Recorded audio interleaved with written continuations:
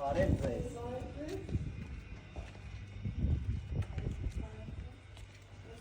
Գագիկ Ծառուկյանի կողմից ուզում ենք շնորհավորել ձեզ մարտյոթի կապակցությամբ։ Շնորհակալություն ենք ձեզ առողջություն, երջանկություն, ծնացի հավերժ հմայք ու բարի վերադարձ հայրենիք։ Շատ շնորհակալ եմ ձեզնից,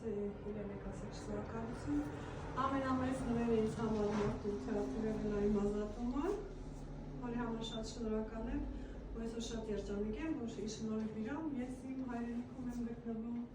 Ձեզ շնորհակալություն։ Մենք շատ ուրախ ենք, որ դուք վերադարձել եք եւ տաների համենք եք։ Շատ լավ էր։ Շնորհակալ։ Ասեք անակնկալներ, սիրում եք այսպիսի անակնկալներ։ Ես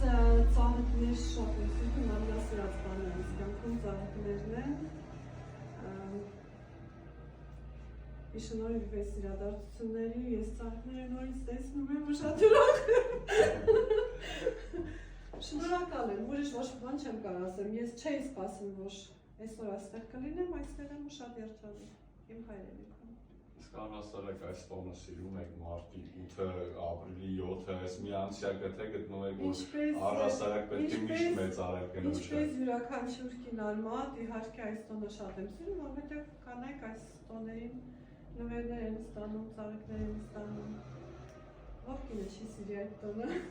դա սովորաբար այդպես է։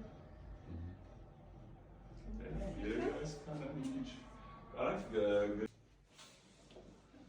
այսինքն դուք հիմա տեղափոխվել եք Սերեկ մնում վերաջան, թե։ Արտասահմանյան երկրներ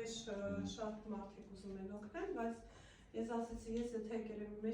իմ երկիրը, ինձ ոչ մի Եվրոպա չի հետաքրքրում, ես մնալու եմ այստեղ, իմ գործունեությունը շարունակեմ, եթե իմ արած գործը թուրքերին բարկացնում է, գներեք, ես պետք է շարունակեմ հանուն իմ հայրենիքի։ Բելարուսում նշում են այս տոնը, նշում են, թե Բելարուսում իհարկե այս տոնը նշում են բոլոր տղամարդիկ իրենց կանանց տյուրպաններ են նվիրում, ամենագեղեցիկ տոնն է, որ շուրջդ մենակ ծաղիկներ ես տեսնում։ Այս տոնի կապակցությամբ արդեն ստացել եք ծաղիկ նվեր, թե սա առաջինն էր։ Այս իմ առաջից բուկետներ, հույսով եմ էլի կստանամ։